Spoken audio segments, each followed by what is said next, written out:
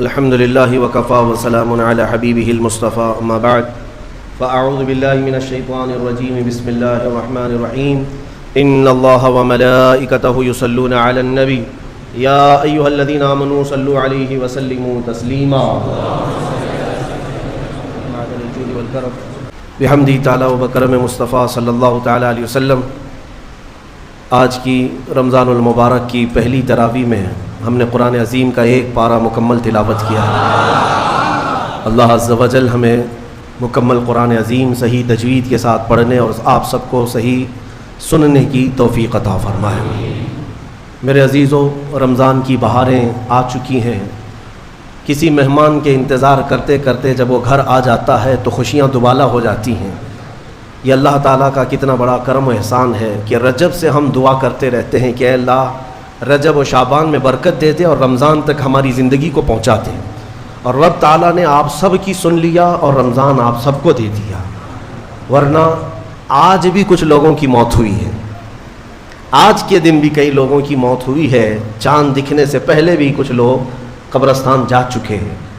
وجہ یہ ہے کہ وہ رجب بھی پا لیے، شعبان بھی پا لیے، مگر ان کی زندگی میں اس سال کا رمضان نہیں لکھا ہوا تھا، اور جسے رمضان مل گیا اللہ کا ایک اور احسان اس کے ساتھ ہے۔ لہٰذا اے سنی مسلمانوں، اس کی قدر کرو، اسے ہلکے میں نہ لو۔ رمضان المبارک جیسے آ جاتا ہے تو اللہ تعالیٰ سب رزق کے دروازے کھول دیتا ہے، اور تمہارے لیے اتنے انتظامات اس نے کر رکھے ہیں کہ شیاطین چھیڑ چھاڑ کے لیے تمہارے ساتھ نہ رہیں، ان کو بند کر دیا گیا کہ تم خالص اللہ کی عبادت کرتے رہو، کوئی شیطان تمہیں پریشان نہ کرے۔ اسی لیے تو قید کر کے رکھا گیا شیطانوں کو، جب تک عید کا چاند نظر نہیں آئے گا کوئی شیطان نہیں اترے گا۔ میرے عزیزو، اللہ تعالیٰ نے تمہارے لیے انتظامات اتنے کیے، یہاں تک کہ حدیث رسول ہے، میرے آقا فرماتے ہیں قیامت کے دن رمضان اور قرآن جس کی حمایت میں کھڑے ہو گئے اس سے جنت میں جانا واجب ہو جائے گا۔ جس کی یہ شفاعت کر دیں رمضان اور قرآن، اور ساتھ میں میرے آقا صلی اللہ علیہ وسلم نے یہ بھی فرمایا یاد رکھو رمضان اور قرآن جس کے خلاف کھڑے ہو گئے تو پھر اس کو دوزخ میں جانا واجب ہو جائے گا۔ اللہم اجعل القرآن حجتا لنا لا حجتا علینا، اے اللہ قرآن کو ہمارے لیے سفارشی بنا، مددگار بنا، ہمارے خلاف مقدمہ کرنے والا نہ بنا۔ آج رمضان المبارک کی جو خصوصیات ہے وہ تراویح کی شکل میں ہمیں ملی ہے۔ بہت سارے لوگوں کو ایسا لگتا ہے کہ 20 رکعت ہے، لمبی ہے، کون پڑھے گا، پھر پڑھ لیں گے، پھر دیکھ لیں گے۔ جس کے اندر یہ سستی اور کاہلی آئی، یہ علامت میں بتا رہا ہوں آپ کو، علامت حدیث رسول ہے، نماز صرف منافق پر بھاری ہوتی ہے، مومن پر نہیں۔ مومن ہوگا تو نماز میں لذتیں محسوس کرے گا، منافق ہوگا تو اس کے لیے نماز اور بھاری ہوگی۔ ارے امام صاحب اتنی لمبی قرات کرتے ہیں، کھڑے ہیں تو کھڑے ہو گئے، رکوع میں جا ہی نہیں رہے، یہ کس کو بھاری لگتی ہے؟ جس کے اندر نفاق ہو۔ وَإِنَّهَا لَكَبِيرَةٌ إِلَّا عَلَى الْخَاشِعِينَ، آج ہم نے تلاوت بھی کیا اس آیت کو پہلے پارے میں۔ رب تعالیٰ فرماتا ہے یہ اللہ سے خوف کرنے والوں کے لیے نماز بھاری ہو ہی نہیں سکتی، منافقین کے لیے یہ بھاری ہے۔ قرآن میں ان کی صفت بیان کیا اللہ تعالیٰ نے، منافقین جب نماز کے لیے کھڑے بھی ہوتے ہیں یراؤون الناس، لوگوں کو دکھانے کے لیے کھڑے ہوتے ہیں، اور لوگوں کو دکھانے کے لیے کھڑے ہوتے ہیں، ان کا ایمان نہیں ہوتا کہ اس نماز سے کچھ ملے گا۔ اس لیے اپنی کیٹیگری چیک کرنے کا بھی یہ مہینہ ہے کہ ہم ایمان والوں میں سے ہے کہ منافقین میں سے، کیٹیگری چیک ہو جاتی ہے۔ اس لیے ان کی اس رمضان کی صفوں کو خالی ہرگز ہونے نہ دینا، ورنہ نفاق کا دھبا لگ جائے گا۔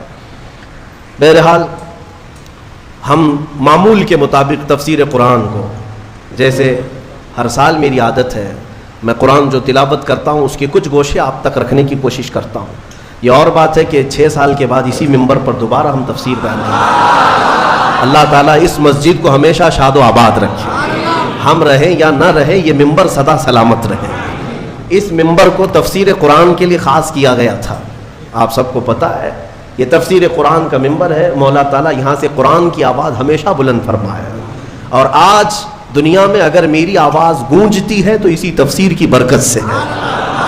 مجھے کوئی اور مقام یا جو کچھ بھی آواز میں اللہ نے عطا کیا ہے وہ اس تفسیر قرآن کی برکت ہے. ہم نے اپنی آواز کی ابتدا یا امت کو جھنجھوڑنے کی ابتدا اسی ممبر سے کیا تھا. یہی ممبر ہے اور یہ تاریخی ممبر ہے. اللہ تعالیٰ اس کی برکتیں ہم سب کو عطا فرمائے. اور مجھے یقین ہے کہ اس ممبر میں وہ اثر ہے کہ اچھے اچھوں کے چولہے ہل جاتے ہیں. یہ ممبر رسول پاک صلی اللہ علیہ وسلم کی نیابت کا ممبر ہے.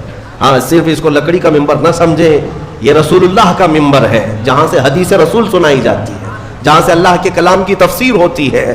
اور آج دنیا کو ایک بات میں آپ کو بتا دوں, کسی بم سے, میزائل سے, پیٹرول سے اتنا خوف نہیں لگتا جتنا ایک عالم ربانی کی زبان سے ڈر لگتا ہے. وجہ یہ ہے کہ دنیا کو پتہ ہے کہ سارے بم اتنا کام نہیں کرتے جتنا ایک عالم کی زبان کام کرتی ہے. ہاں میں یہ زبان اس لیے کہ اللہ تعالیٰ ان زبانوں سے امتوں کے دل میں انقلاب پیدا کرتا ہے. اللہ تبارک و تعالیٰ ہمیشہ وہ برکت ہمیں عطا فرمائے. آج قرآن کی جو تلاوت ہم نے کی ہے وہ سورہ بقرہ, سورہ فاتحہ کے بعد پہلی سورہ قرآن میں سورہ بقرہ ہے. سورہ بقرہ سب سے بڑی سورہ ہے قرآن پاک میں, تقریباً 2.5 پارے پر مشتمل ہے, 280 کے قریب آیات ہیں. اور سورہ بقرہ کی بڑی برکتیں بھی ہیں. ایک روایت میں یہ ملتا ہے کہ پورے قرآن کا جو کچھ بھی مضمون ہے اللہ نے وہ سب سورہ بقرہ میں بیان کر دیا.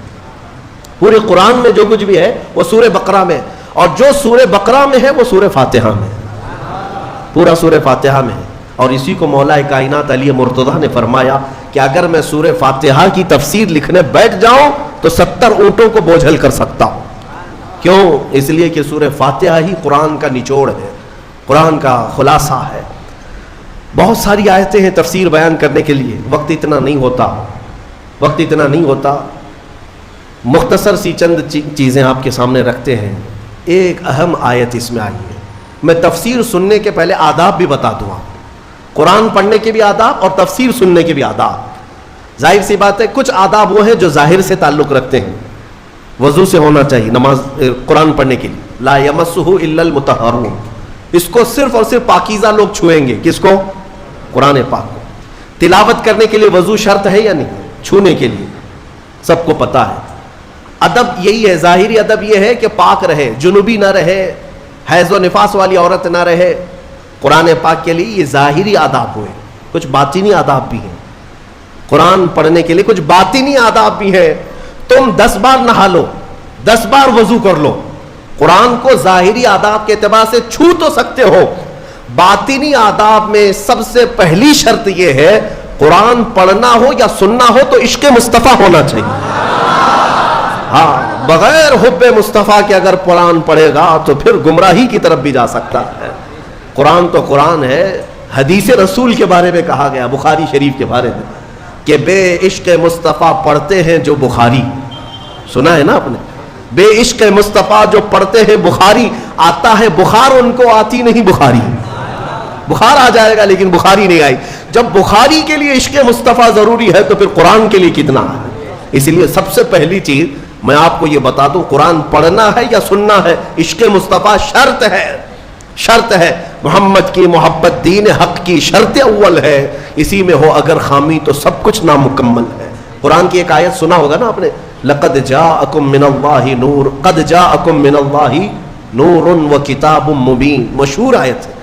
اللہ فرماتا ہے بے شک اللہ کی طرف سے ایک روشن کتاب, قد جاءکم من اللہ نور و کتاب مبین, بے شک اللہ کی طرف سے ایک نور آیا اور ایک روشن کتاب. ایک نور آیا اور ایک روشن کتاب. توجہ چاہتا ہوں, کیا چیزیں آئی اللہ کی طرف سے؟ ایک نور آیا اور ایک روشن کتاب. نور کون ہے سنیوں کو سمجھانے کی ضرورت نہیں. دوسرے لوگ تعویل کرتے ہیں نور سے مراد وہ ہے, نور سے مراد یہ ہے. ہم تو کہتے ہیں صبح طیبہ میں بٹتا باڑا, صدقہ لینے نور کا آیا ہے تارا. ارے ہمارا مزاج تو یہ ہے, بریلی کے امام نے ہمیں یہ سمجھایا ہے, وہی تو جوبن ٹپک رہا ہے, وہی تو جوبن ٹپک رہا ہے, وہی تو اب تک چھلک رہا ہے. ہاں نہانے میں جو گرا تھا پانی کٹورے تاروں نے بھر لیے تھے. یعنی یہ ستاروں کی جو چمک ہے نا, تم کیا سمجھتے ہو؟ سائنٹیفک اعتبار سے کہتے ہیں کہ سورج کی روشنی کھینچ کر رات کو تارے چمکتے ہیں. ہم نے سوال کیا پھر سورج کس کی روشنی کھینچتا ہے؟ سورج کس کی روشنی کھینچتا ہے؟ وہ روشنی سمجھنے کے لیے بریلی کے امام کی زبان میں پڑھنا پڑے گا. سورج ہو کہ چاند ہو. اعلیٰ حضرت فرماتے ہیں کہ اتار کر ان کے رخ کا صدقہ، اتار کر ان کے رخ کا صدقہ، وہ بٹ رہا تھا نور کا باڑا، اچھل اچھل کر جبی، یہ چاند و سورج اچھل اچھل کر جبی کی خیرات مانگتے تھے. معراج کی شب میں چاند سورج اچھل اچھل کر جبی کی خیرات مانگتے تھے کہ اللہ یہ تیرے حبیب کا جو اترن ہے نہانے میں جو گرا ہے اور پیشانی مبارکہ سے جو پانی ٹپکا ہے، چاند کہتا ہے وہ میری جھولی میں دے دیا جائے اور سورج کہتا ہے میری جھولی میں دے دیا جائے. جو بات میں عرض کر رہا ہوں وہ یہ ہے کہ قرآن میں اللہ نے کیا فرمایا؟ بے شک اللہ کی طرف سے تمہارے پاس کیا آیا؟ ایک نور آیا اور دوسرے روشن کتاب. جس کو ہم نے آج پڑھا وہ روشن کتاب. تراویح میں جو پڑھا وہ کون سی کتاب ہے؟ روشن کتاب. روشن ہی ہے حقیقت میں، جو پڑھتا ہے وہ بھی روشن ہوتا. روشن کتاب آئی اور ایک نور آیا. دونوں کا کیا کمبینیشن ہے؟ دونوں کا کیا تعلق ہے؟ اللہ کی طرف سے ایک نور آیا اور ایک روشن کتاب. یہاں اگر ایسا ہوتا کہ بے شک اللہ کی طرف سے کتاب آئی اور ایک نور آیا، نہیں، اللہ کی طرف سے ایک نور آیا پھر روشن کتاب. پتہ یہ چلا لائٹ سب بند کر دیں اور کتاب کھولیں، کیا پڑھ پاؤ گے؟ پڑھ پاؤ گے؟ ساری لائٹ میں بند کرتا ہوں اور تمہارے سامنے کتاب رکھتا ہوں، پڑھو، کچھ نہیں پڑھ پاؤ گے. ادھر سے ادھر انگلیاں پھیر سکتے ہو. پڑھنے کے لیے روشنی ہونا یہ ضروری ہے. بغیر روشنی کے کتاب نہیں پڑھی جا سکتی. اسی لیے آیت میں اللہ نے فرمایا بے شک اللہ کی طرف سے پہلے کیا آیا؟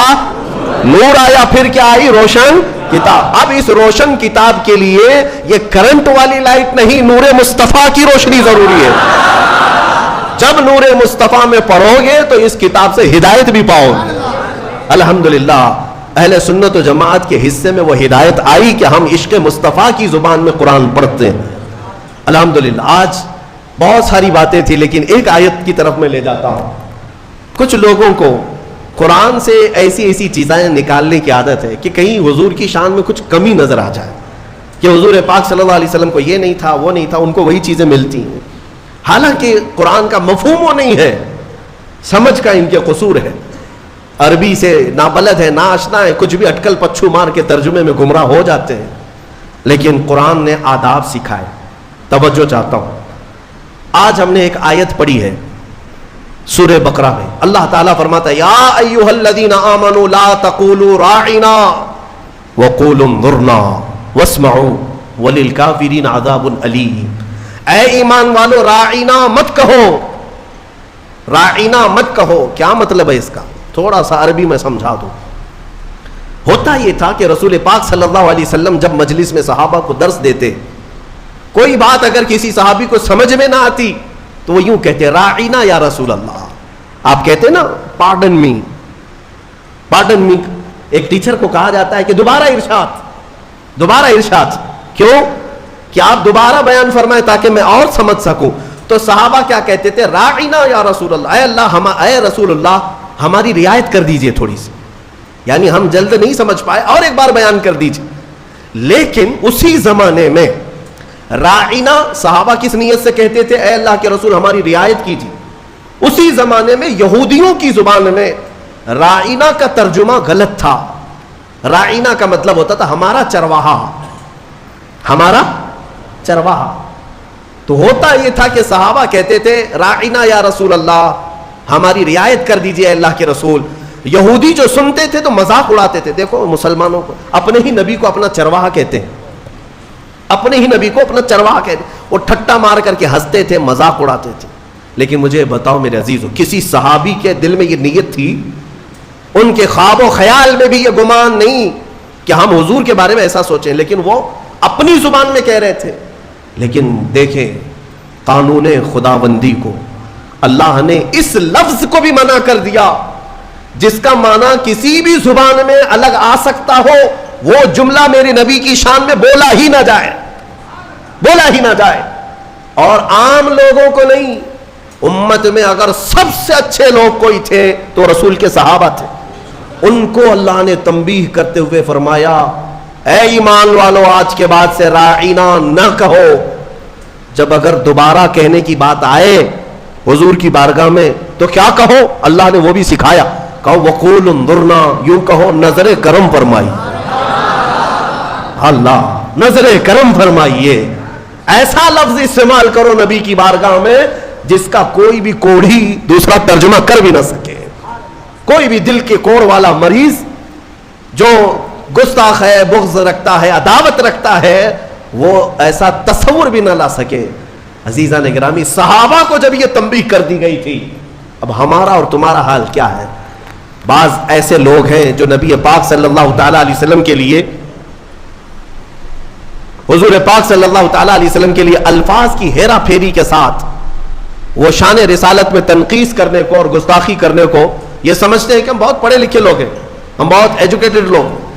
صحابہ کو جب یہ تنبیہ کر دی گئی کہ آپ رائنا نہیں کہیں گے آج کے بعد، اور اتنا ہی نہیں بلکہ آگے یہ بھی تنبیہ کر دیا رب تعالیٰ نے وَقُولُوا انظُرْنَا وَاسْمَعُوا.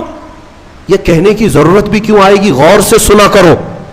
جب نبی بیان کرے تو غور سے سنا کرو. صحابہ کو اتنی تنبیہ ہے. دوسری آیتیں ہیں سورہ حجرات کی، وہ پڑھیں گے تو اش اش کر جائیں آپ. مولا فرماتا ہے لا ترفعوا اصواتکم فوق صوت النبی، تم میں سے کوئی بلند آواز سے نبی کی بارگاہ میں بات بھی نہ کرے. صحابہ کو کہا گیا. یہ بھی آیت کس کے لیے اتری تھی؟ ایک صحابی تھے جن کو سنائی کم دیتا تھا، حضرت قیس. کم سنائی جس کو دیتا ہے نا وہ بلند آواز سے بات کرتا ہے. تجربہ معلوم ہوگا آپ کو، جس کو کم سنائی دیتا ہے وہ اونچا بولتا ہے. اس صحابی کی عادت تھی، وہ زور سے کہتے تھے یا رسول اللہ آپ نے کیا کہا؟ مولا کو یہ بھی پسند نہیں تھا. عتاب نازل فرمایا کہ اگر تم نے بلند آواز سے بات کی میرے نبی کے دربار میں، جتنے اعمال تھے اب کے سب ضائع ہو گئے، سب ختم ہو گئے. ان تحبط اعمالکم وانتم لا تشعرون. تمہیں گمان بھی نہیں ہوگا، تمہیں پتہ بھی نہیں چلے گا، سارے اعمال ضائع کر دیے جائیں گے. اور ایک ادب میں بتاؤں، میرے گھر میں اگر میں آرام کر رہا ہوں، آپ آئیں گے بلانے کے لیے، کیا کریں گے؟ گھر کے باہر سے آپ بیل ہوگی بجائیں گے، دروازے کو دستک دیں گے، یا میرے نام سے پکاریں گے، ہے کیا اندر سو رہے ہیں، کیا کر رہے ہیں؟ پکاریں گے نا. یہی تو ہے، طریقے یہی ہیں پکارنے کے. لیکن بارگاہ رسول کے آداب بھی قرآن میں آئے. صحابہ جب گھر پر جائیں رسول کے، کیا کریں؟ وہ اللہ کے رسول کے گھر کے باہر جانا ہو، دستک دیں، پکاریں، کیا کریں؟ اللہ تعالیٰ فرماتا ہے ان الذین ینادونک من وراء الحجرات اکثرهم لا یعقلون. اللہ رب فرماتا ہے وہ لوگ بے شک جو نبی کے حجرے کے باہر کھڑے ہو کر کے نبی کو پکارتے ہیں، ان میں سے اکثر لوگ عقل والے نہیں ہیں. جو پکارتے ہیں اس میں اکثر لوگ عقل والے نہیں ہیں. ارے اندر والے کو بلانے کے لیے کیا کہنا پڑے گا؟ کیا کہنا پڑے گا؟ پکارنا تو یہ ہے. لیکن مولا فرما رہا ہے وہ عقل والے لوگ نہیں ہیں جو حجرے کے باہر کھڑے ہو کر کے حضور کو پکار رہے ہیں. تو پھر کیا ہے؟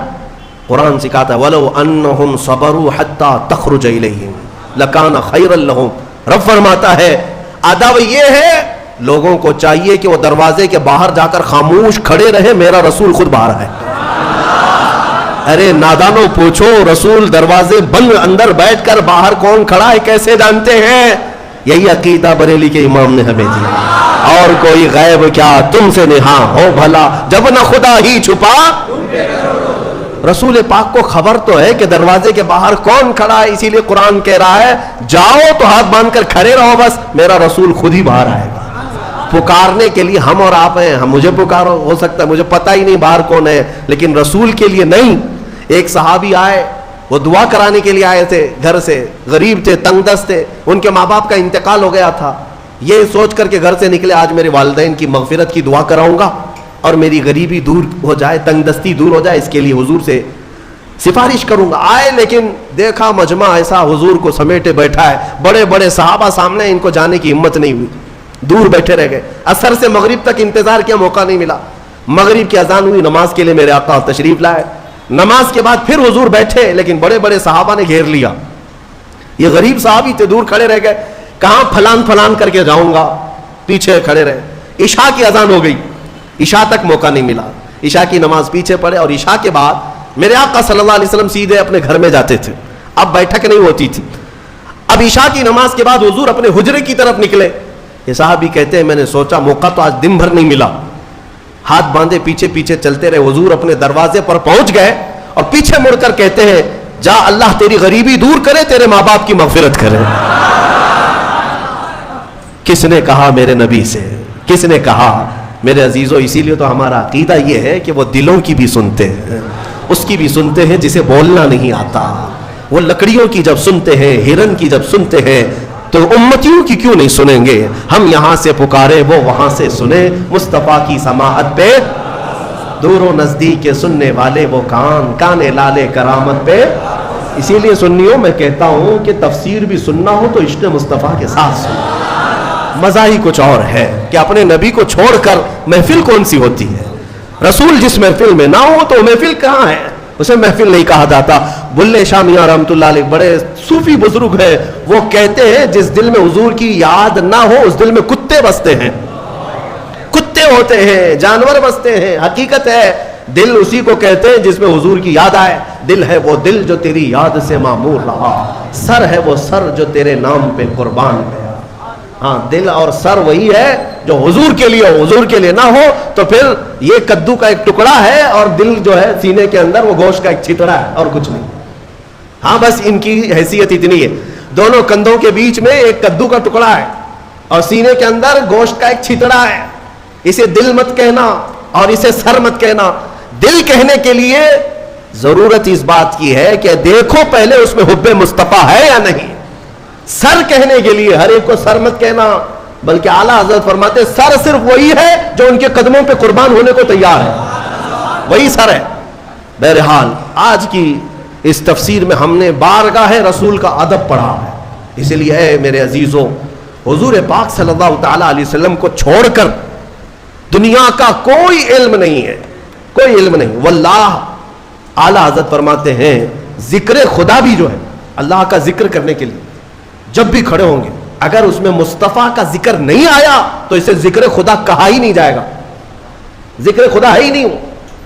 ذکر خدا جو ان سے جدا چاہو نہ جدیو, واللہ ذکر حق نہیں کنجی سقر کی ہے. فرماتے ہیں یہ جہنم کی چابی ہے. حضور کا ذکر چھوڑ کر کے اگر تم کہتے ہو بخدا خدا کا یہی ہے در, نہیں اور کوئی مفر مکر. اس کو میں سمجھاؤں آپ کو. اعلیٰ حضرت فرماتے ہیں مفر کا مطلب ہوتا ہے بھاگنے کی جگہ, اور مکر کہتے ہیں ٹھہرنے کی جگہ. حضور کو اگر چھوڑو گے تو نہ بھاگنے کی جگہ ہے نہ ٹھہرنے کی جگہ ہے. ہبلی میں نہیں, پوری دنیا میں. ہاں, نہ بھاگنے کی جگہ ملے گی نہ ٹھہرنے کی جگہ ملے گی حضور کو اگر چھوڑو گے. اگر کوئی یہ سمجھتا ہے نا ہمارے پاس جگہ ہے ہمارے پاس, کس کے؟ ہاں, پی ایم کے چرنوں میں ہے, سی ایم کے چرنوں میں ہے ہمارے پاس جگہ. تو جتنے دن راج کرنا ہو 4 دن کی چاندنی ہے. پھر دیکھنا ایک وقت آئے گا جب تمہاری روح قبض ہوگی, سامنا میرے مصطفیٰ کا کرنا ہوگا, اور پھر ملائکہ تمہیں بتائیں گے, اور قیامت کا دن تو یہ حساب کا ہوگا. دیکھنی ہے حشر میں عزت رسول اللہ, وہاں کسی کی نہیں چلنے والی, کسی کی نہیں ہے. خلیل اللہ کو بھی حاجت رسول اللہ.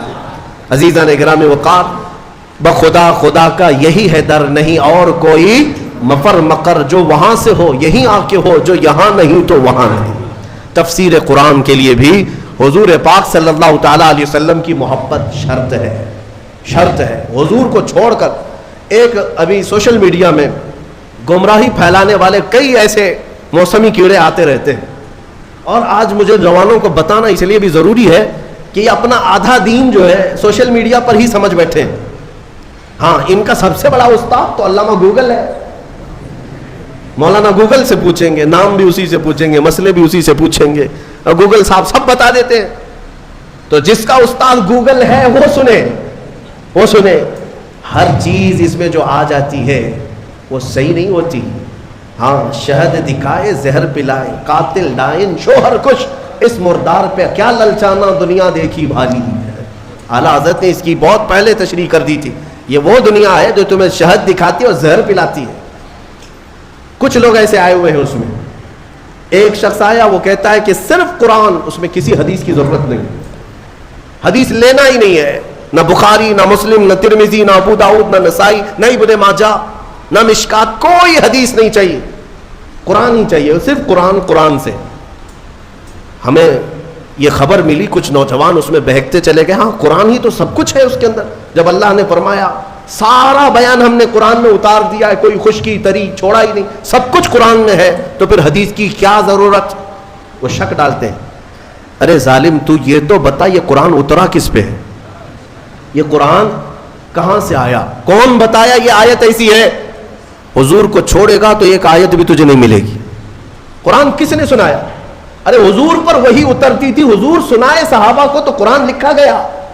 اگر حضور بیان نہ کرتے تو کیا قرآن آتا؟ آج نبی پاک کو چھوڑ کر کچھ لوگ یہ کہتے ہیں کہ کسی حدیث کی ضرورت نہیں، صرف قرآن، صرف قرآن. اے میرے عزیزوں، اس طرح کی گمراہیوں سے اپنے آپ کو بچا لو. میں حدیث میں یہ بھی بتا دوں، حضور پاک صلی اللہ علیہ وسلم نے یہ بھی بشارت 1400 سال پہلے دی.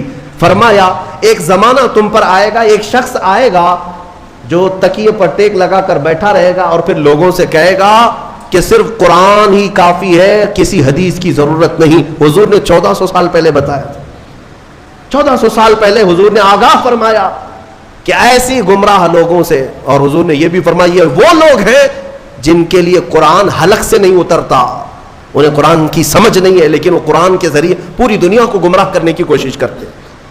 اے میرے عزیزوں، قرآن کو صرف گوگل سے نہیں، صرف فیس بک سے نہیں، بلکہ علماء صالحین باعمل عاشقان مصطفیٰ سے پڑھا کرو، تو پھر تمہیں ہر آیت کا مفہوم بھی سمجھ میں آ جائے، ورنہ ادھر کا ادھر مارتے رہ جاؤ گے. میں آپ کو بتاؤں ایک مثال. اللہ نے اپنے رسول سے فرمایا وَوَجَدَكَ ضَالًّا فَهَدَىٰ، سورہ والضحیٰ میں اللہ نے فرمایا وَوَجَدَكَ ضَالًّا فَهَدَىٰ. ضال کا مطلب عربی میں گمراہ، بھٹکا ہوا ہے. ایک معنی یہ ہے، ایک خصوصیت ہے عربی کی، ایک ورڈ کے کئی معنی آتے ہیں، کئی معنی آتے ہیں. عربی کی خصوصیت ہے، کچھ الفاظ تو ایسے ہیں جن میں ایک ورڈ ہے 70 معنی ہیں، الگ الگ معنی نکلتے ہیں. یا عقل والا دیکھ کر کے ترجمہ کرے گا یہاں کیا مراد ہے. فار ایگزامپل العین، یہ عربی کا ایک ورڈ ہے جو آنکھ کو بھی کہتے ہیں، گھٹنے کو بھی عین کہتے ہیں، سورج کو بھی عین کہتے ہیں، پانی سے جو چشمہ نکلتا ہے نا سوتا، اسے بھی عین کہتے ہیں، اور پوری ذات کو بھی عین کہتے ہیں. کتنے معنی ہو گئے؟ سب ڈیفرنٹ ہیں. آنکھ کو بھی عین، گھٹنے کو بھی عین، سورج کو بھی عین، پانی کے چشمے کو بھی عین، ذات انسان کو بھی عین.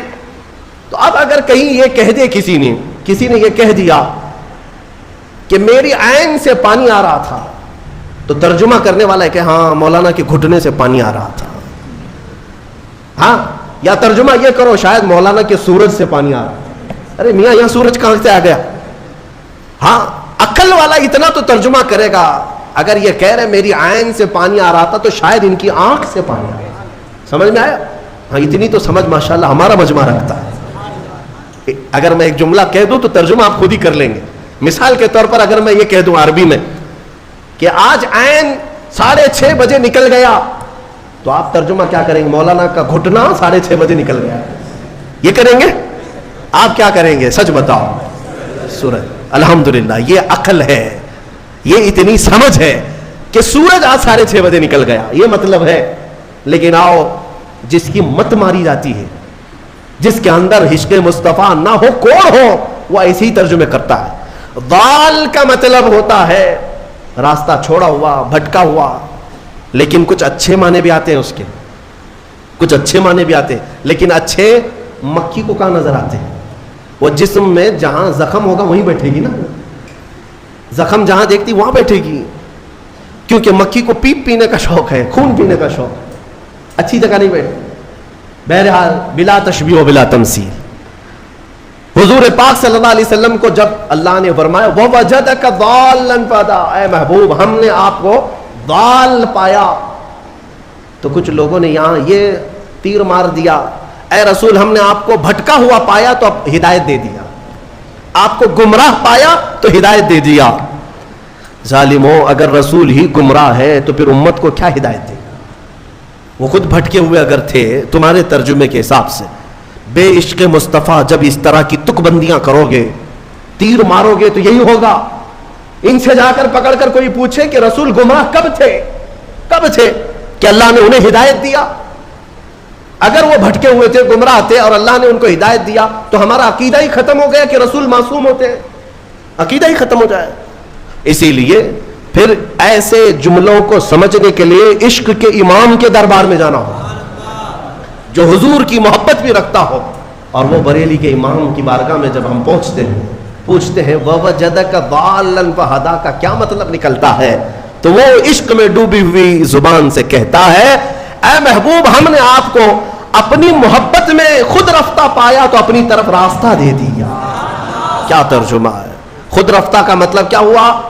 محبوب کو ڈھونڈنے کے لیے کبھی کوئی ادھر جا رہا ہے، کبھی ادھر جا رہا ہے. اس کو بھٹکا ہوا نہیں کہتے، اپنے محبوب کو تلاش میں سرگرداں ہے. ترجمہ کا حق بھی ادا کیا اور بارگاہ رسول کا ادب بھی محفوظ ہے. اس لیے میں کہتا ہوں کہ پہلے نور کی ضرورت ہے، پھر روشن کتاب. اگر نور نہ ہو تو روشن کتاب نہیں نظر آئے گی. اس لیے نور مصطفیٰ کا واسطہ ضروری ہے، حوالہ ضروری ہے. انشاءاللہ اس بار ہم جو بھی تفسیر کریں گے وہ نور مصطفیٰ کی برکت سے کریں گے انشاءاللہ. اور ہم کوشش یہ کریں گے کہ کوئی تفسیر ہماری ذکر مصطفیٰ سے خالی نہ ہونے پائے. کوئی تفسیر ہماری، کوئی مجلس اور کوئی محفل ہماری ذکر مصطفیٰ سے خالی نہ ہونے پائے. اس لیے کہ ہمیں جو کچھ بھی ملا ہے یا رسول اللہ وہ تمہاری بدولت ملا ہے. اور اگر ہماری زبانیں تمہارا ذکر نہ کرے تو پھر یہ زبان کس کام کی ہے؟ دہن میں زبان تمہارے لیے، بدن میں ہے جان تمہارے لیے. یا رسول اللہ ہم آئے یہاں تمہارے لیے، اٹھے بھی وہاں. جب ہم انہی کے لیے آئے ہیں تو پھر کیوں نہ ان کا ذکر کریں. ہم مسلمان ساتھ میں اللہ تعالیٰ کا یہ شکر بجا لاتے ہیں کہ مولا تو نے اپنے حبیب کے چاہنے والوں کی جماعت میں ہمیں بنایا ہے، ہمیں اس جماعت میں رکھا جو صبح اٹھتی ہے تو مصطفیٰ جان رحمت پہ لاکھوں سلام کہتی ہے، اور اپنا سلام نمازوں کا پھیرتی بھی ہے تو کھڑے ہو کر یا نبی سلام علیہ کا کہتی ہے. یعنی مولا کا یہ کتنا بڑا احسان ہے کہ اس نے اپنی عبادتوں کے لیے مسجد میں بلایا، لیکن ہماری مسجدیں عبادت خدا بندی کے ساتھ ساتھ مدینے کی طرف توجہ بھی دلا دیتی ہیں، مدینے کی طرف رخ کرنا بھی سکھا دیتی ہے. وہ مسجد ہی کیا جو مدینے کا رخ نہیں دکھاتی، وہ مسجد ہی کیا جو مصطفیٰ کے چہرے کی تڑپ نہیں پیدا کرتی، دیدار کی تڑپ نہیں پیدا کرتی. اللہ تبارک و تعالی ہمیں کہنے سننے سے زیادہ عمل کی توفیق عطا فرمائے. سورہ بقرہ کی وہ تفسیر پچھلی تفسیریں ہوں گی، آپ اس کو بھی سن لیں. ہم نے کافی سالوں سے جو تفسیریں کی ہیں موجود ہے. اس میں جو آیتیں آئی ہیں اجمالاً اگر میں ذکر کروں تو پہلے اللہ نے ایمان والوں کی تعریف فرمائی. سب سے پہلے جو شروع ہو رہا ہے یؤمنون بالغیب، وہ لوگ جو غیب پر ایمان لاتے ہیں. اللہ نے ایمان والوں کی تعریف کی. اس کے بعد کافروں کی مذمت کی کہ کچھ کافر ایسے ہیں جن کے دلوں پر اللہ نے مہر لگا دی، انہیں کچھ اب سمجھ میں نہیں آئے گا. ختم اللہ علی قلوبہم وعلی سمعہم وعلی ابصارہم غشاوہ، ان کے دلوں پر مہر لگا دی گئی، ان کی آنکھوں پر پردہ پڑا ہے، ان کے کانوں کو کچھ نہیں سنائی دے گا. کیا؟ حق بات نہیں نظر آئے گی، حق بات نہیں سنائی دے گی، حق بات سمجھنے کی طاقت نہیں ہوگی.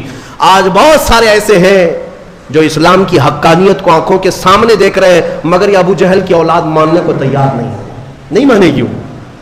ہاں ان کے دلوں پر اللہ نے مہر لگا رکھی ہے. یہ دشمنی میں اس قدر آگے بڑھیں گے، ان کو نماز سے چڑ ہے، اذان سے چڑ ہے، قرآن سے چڑ ہے، برقعے سے چڑ ہے، ٹوپی سے چڑ ہے، داڑھی سے چڑ ہے. کیوں چڑ ہے؟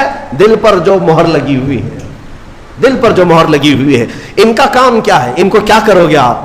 بعض لوگ ابھی یہ سوچتے ہیں، ہمیں بھی کہتے ہیں کہ مولانا ہو سکتا ہے کچھ تقریروں سے وہ پلٹ جائیں، جن کو اللہ نے مہر لگا کے رکھا ہم کیا پلٹیں اس کو. اللہ نے اپنے رسول سے کہا انک لا تسمع الموتى، اے رسول ان مردوں کو آپ سنا نہیں سکیں گے. ان کو اللہ نے مردہ فرمایا. جو دشمنی میں جل رہا ہے اسے چھوڑ دیں، اسے چھوڑ دیں، ان قریب اللہ کی پکڑ میں وہ گرفتار ہوگا. ہاں اگر انجانے میں کوئی بھٹکا ہوا ہے تو اس کو ہدایت دینے کے لیے کوشش ضرور کرنی چاہیے. تو جن کے دلوں پر مہر لگا ہے ان کا کوئی سروکار نہیں، نہ قرآن سے، نہ حدیث سے، نہ ہماری تقریروں سے، نہ نماز سے. تیسری ایک جماعت ہے جس کی مذمت میں اللہ نے 13 آیتیں نازل کی. 5 آیتیں مومنوں کی شان میں، 2 آیتیں کافروں کے لیے، 13 آیتیں ایک جماعت کے لیے آئی. وہ کون سی جماعت ہے میاں؟ مذبذبین بین ذالک لا الہ ہؤلاء ولا الہ ہؤلاء. قرآن کہتا ہے یہ وہ ہے جو مومنوں میں بھی نہیں ہے، کافروں میں بھی نہیں ہے، نہ ادھر کی ہے، نہ ادھر کی ہے، ادھر کی ہے. اعلیٰ حضرت نے بھی فرمایا نہ ادھر کی ہے نہ ادھر کی ہے بلکہ ادھر کی ہے. یہ منافقین کی جماعت ہے. منافقین کی مذمت میں اللہ نے 13 آیتیں بیان کی. اور اللہ نے ان کی سب صفتیں بیان کی ہے کیا کیا کر. جب مال ملنے لگتا ہے تو کہتے ہیں ارے یہی تو حق مذہب ہے, ہاں اسی میں چلنے لگ جاتے ہیں, دوڑنے لگ جاتے ہیں. جہاں اسلام پر کوئی مصیبت آئی, کیا ہم پہلے ہی بولتے نہیں تھے یہ بہت ڈینجر راستہ ہے, یہ بہت ڈینجر راستہ ہے. ہاں ہم سے بہت سارے لوگ یہ کہیں گے ابھی اچھا چل رہا ہے, ارے مولانا کیا کہتے ہیں آپ, بہت اچھا ہے بہت اچھا ہے. اور کبھی اگر ہمارے اوپر کوئی پکڑ آئی یا کوئی مصیبت میں نازل آئے, ہم پہلے ہی کہتے تھے مولانا بہت بولتا ہے, پہلے ہی بولتے تھے ہم, کیا ضرورت تھی, گھر میں بیٹھنا چاہیے تھا. مدینے کے کچھ منافقین جنگ احد کے بارے میں بھی ایسے ہی کہنے لگے.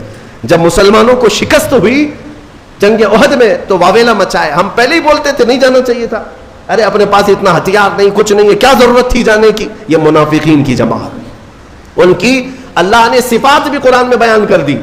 اور میں کہتا ہوں میرے عزیز, میں نے اپنی ایک تفسیر میں کہا بھی تھا, یہ چوہے ہیں, چوہے اپنی جماعت میں, یہ چھپے ہوئے چوہے ہیں.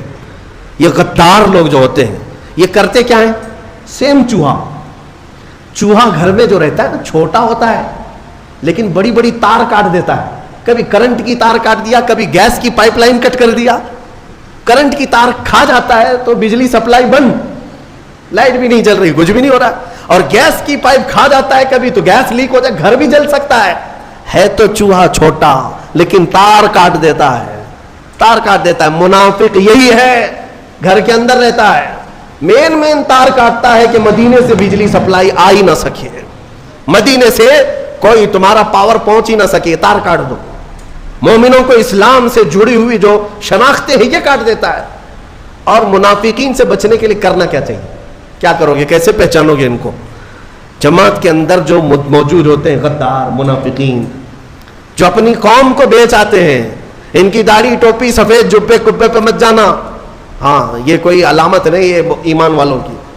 منافقین جو دین کو بیچ آتے ہیں ان سے بچنے کے لیے سیم وہی تھیوری ہے. گھر میں چوہے کو بھگانے کے لیے کیا کرتے ہیں, دوا نہیں میاں, دوا مارنے سب دوا نہیں ہوتے, دوا زہریلی ہوتی ہے, آپ کو بھی اثر کر جائے گی.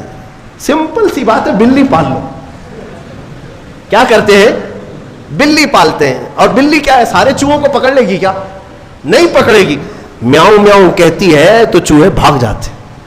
بلی کی آواز سے چوہے نہیں آتے. ہمارے بزرگوں نے فرمایا اسی طرح یہ چھپے ہوئے غدار اور منافقین جو چوہے ہیں تمہاری جماعت کو کاٹتے ہیں, ان سے ان کو دور بھگانے کے لیے علماء صالحین اور عاشقین کو اپنی جماعت میں رکھا کرو. ہاں محلے میں, ہر آبادی میں وہ عالم برحق ہونا چاہیے جو رسول پاک کا عشق رکھتا ہے. وہ میاؤں میاؤں کرتا رہے گا, یہ چوہے بھاگتے رہیں گے. ہاں ان سے تمہاری حفاظت ہوگی. عزیزان گرامی, منافقین کی مذمت میں اللہ نے 13 آیتیں بیان کی. اس کے بعد اس بارے میں آدم علیہ السلام کی تخلیق کا ذکر ہے, موسیٰ علیہ السلام کی امت کا ذکر ہے, اور سورہ بقرہ جس وجہ سے یہ ہوئی ہے نام اس کا, وہ پورا واقعہ موجود ہے. بنی اسرائیل میں ایک گائے کو ذبح کیا گیا تھا. اب ظاہر سی بات ہے گائے کے ذبح کی تفسیر بیان کروں گا تو کچھ لوگوں کو لگے گا کہ یہاں پر بھی آتنک والی زبان استعمال کی جا رہی ہے. ارے اس پر تو بینڈ ہے, بنی اسرائیل میں بینڈ نہیں تھا. بنی اسرائیل کی بات کر رہا ہوں. مولانا ابھی اگر یہ گائے کے ذبح کی بات کر رہے ہیں تو آپ کو معلوم ہونا چاہیے یہ پچھلے 2 سال کی پہلے کی بات ہے, مجھے خواب و خیال میں بھی نہیں تھا. سورہ بقرہ کی ہم تفسیر کر رہے ہیں, کوئی صاحب کہہ رہے ہیں گائے پر تو بند ہے نا. ارے میاں بنی اسرائیل میں بند نہیں تھا, وہ 4000 سال پہلے کی جماعت ہے, ان کے زمانے میں. اور وہ بھی کھانے کے لیے نہیں, وہ تو حضرت موسیٰ علیہ السلام کا ایک معجزہ ظاہر کرنا تھا. ایک آدمی قتل ہو گیا تھا, مرڈر ہو گیا تھا, اس کو کس نے مارا یہ معلوم کرنا تھا. تو اللہ تعالیٰ کی حکمت ہے, اللہ نے اس قوم کو حکم دیا موسیٰ علیہ السلام کی زبان کے ذریعے سے, جاؤ ایک گائے ذبح کرو. اور وہ گائے بھی کیسی, جو کسی کھیت میں نہ جوتی ہو, نہ کسی نے اس کو خود سے پالا ہو, وہ اپنے آپ سے پلی ہو, اور کلر بھی اس کا نہ سفید نہ کالا بلکہ پیلے کلر کی ہو, بچی بھی نہ ہو بوڑھی بھی نہ ہو, بالکل جوان ہو. ایسی گائے کہاں ملے گی؟ بنی اسرائیل ڈھونڈ ڈھونڈ کر کے لائے, وہ بھی بڑی قیمت میں. کتنی قیمت؟ گائے کے وزن کے برابر سونا اور چاندی دے کر ایسی گائے لے کے آئے. یہ تفصیلی واقعہ ہے. اس گائے کو ذبح کر کے اس کی دم لے کر وہ مرے ہوئے آدمی کو مارا گیا, وہ زندہ ہو گیا, اور اس نے بتایا مجھے کس نے قتل کیا, میرے چچیرے بھائی نے مجھے مارا مال کی لالچ میں. اور وہ زندہ ہوا, بتایا اپنے قاتل کو, اور پھر مر گیا. بس اتنا کام تھا. یہ جو پورا واقعہ ہوا ہے اسی کا ذکر اس پارے میں آیا, جس کی وجہ سے اس سورے کا نام سورہ बकरा रखा गया है, सूरह बकरा। बकरा नहीं, बकरा जो है ये मेंढे दुम्बे को कहते हैं, बकरा है, बकरा गाय को कहते हैं। अल्लाह तबारक व तआला इस सूरह की बरकतें हम सबको अता फरमाए, कुरान को सही समझ कर पढ़ने की तौफीक अता फरमाए, तिलावत के आदाब, तफसीर के आदाब मनहूज रखने की हमें तौफीक अता फरमाए। मौला इस रमज़ान को हम सब के लिए बरकतों और रहमतों वाला बना दे, हमारी बख्शिश और मगफिरत का सबब बना दे। व आखिर दावाना अनिल हम्दुलिल्लाहि रब्बिल आलमीन। और एक दुआ की दरख्वास्त आई है, हमारे जनाब मोहम्मद सादिक कप्यालूर साहब जो तकरीबन 3 साल से लखनऊ की जेल में कैद हैं और बेकसूर कुछ मुसलमानों को इस तरह जालिम कैद और बंद की सोबतें में रखते हैं, हम उन बेकसूर मुसलमानों के लिए खुसूसी दुआ करते हैं और मौला करीम की बारगाह में आजिज़ाना आप हाथ उठा कर ये कहें कि मौला हम में जो भी आशिकाने मुस्तफ़ा नाहक बेकसूर जेलों में है, उनकी रिहाई की सबील पैदा फरमा दे, उनको जालिमों की चंगुल से आज़ाद फरमा दे, उनको बेकसूर साबित फरमा दे। व सल्लल्लाहु तआला अला खैरि खल्क़ि मुहम्मद व आलिहि व अस्हाबिहि अजमईन बिरहमतिक या अरहमर राहिमीन।